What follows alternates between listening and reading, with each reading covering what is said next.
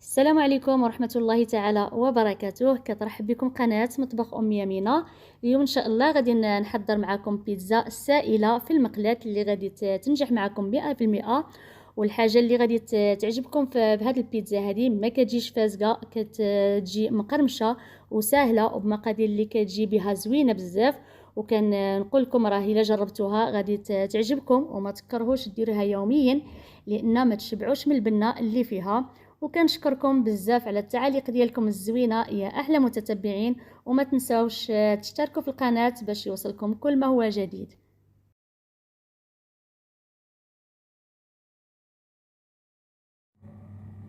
غادي نبداو بالمقادير ديال العجينه. هما الاول عندي هنايا 2 كيسان ديال الدقيق ما يعادل 100 غرام في الكاس، يعني عندي هنايا 200 غرام.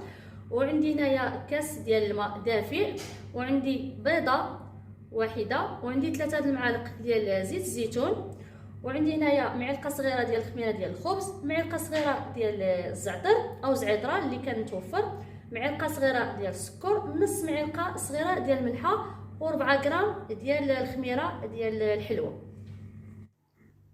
صافي غادي نجيب هنايا واحد البول وغادي نخلط جميع المكونات مع بعضها، وغادي نجمع غير بالكاس ديال الماء يكون دافي باش تخمر لنا هاد العجينه هادي وما غاديش ندلكو هاد العجين هذا هو الجميل فيها. ما غاديش تعكزوا وغادي تحضروها بكل سهوله، ونخلطوها غير بالضرب اليدوي على حساب واحد دقيقه او 2 دقائق باش نتاكدوا ان الدقيق تخلط مزيان مع المكونات. صافي حتى كنحصلوا على هاد العجينه اللي هي متماسكه كما كتشوفوا معايا، وما تكتروش من الماء نهائيا، غير 2 ديال الدقيق في كاس ديال الماء وصافي. غادي نخليها ترتاح واحد المده ديال 10 دقائق على ما وجدنا الحشوه.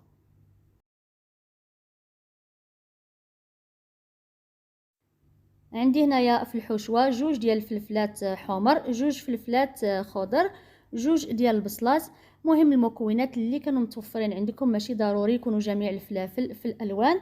وغادي نقطع كل شيء شرائح طويله وتكون رقيقه. صافي غادي نجيب مقله ندير فيها شويه ديال الزيت في المقله، والبصله مقطعه رقيقه شرائح، ونحط في المقله على النار تكون متوسطه، ونزيد شويه ديال الملحه حتى كتشحر وما تنقصوش النار بزاف باش ما تطلقش الماء.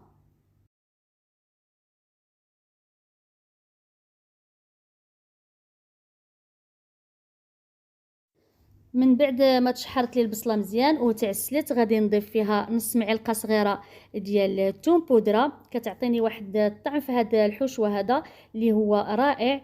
اللي ما متوفرالوش ما يعوضهاش بفص تاع الثوم محكوكه، صافي تستغناو عليها راه ما كتجيش زوينه.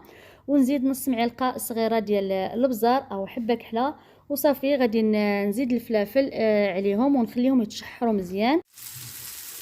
كما كتشوفوا شحرنا ديك البصله مع ديك الفلافل، شوفوا ما بقاتش فيها قطره نتاع الماء، خليوها حتى كتنشف، كتبقى تحمر ديك البصله ودوك الفلافل يتحمروا وتجي ناشفه باش ما تميهناش لاباط ديال البيتزا. صافي غادي نطفي عليها النار. صافي هنايا خمرت لي العجينه، خليتها 10 ديال الدقائق، بالنسبه راه الحراره الحمان، ولا الا كانت المشته خليوها 15 دقيقه. صافي غادي نجيب هنايا مقله، انا عندي المقله ثقيله وما كتلصقش، نتوما الا كانت كتلصق دهنوها بشويه ديال الزيت وصافي. كبيت شويه ديال الخليط في المقله، ما تكثروش لان غادي تنتفخ شويه باش ما تجيكمش غليظه.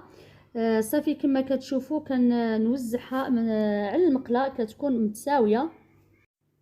وغادي ندير لاصوص، انا شريتها جاهزه وكنسرح واحد الطبقه ديال لاصوص كما كتشوفوا كنسرحها غير بالملعقه.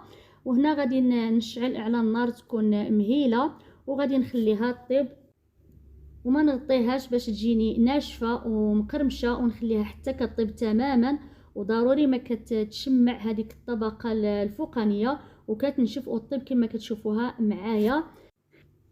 راه لا درتو الحشوه فوق العجينه بلا ما كتشمعوا لاباط ديالكم راها كتجي معجنه ومدقسه وما كتجيش ناشفه، كتجي ميها، ما كتجيش يعني مزيانه.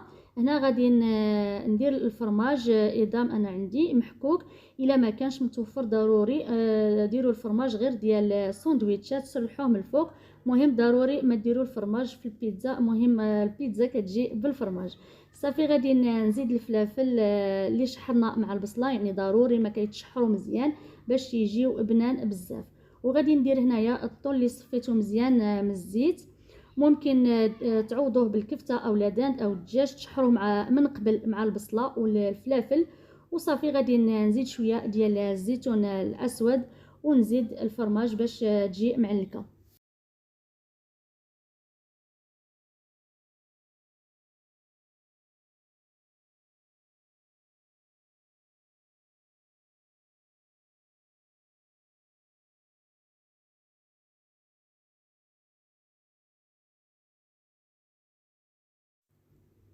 صافي غادي نحطها فوق النار تكون مهيله بزاف، وضروري ما نغطيها هنايا بورق الطهي باش يرجع ليها الصهد ويذوب الفرماج وكتجي معلكه. وهنا صافي طابت لي البيتزا، راه ما كتاخذش الوقت بزاف، كلشي راه طايب فيها غير باش يذوب لي الفرماج.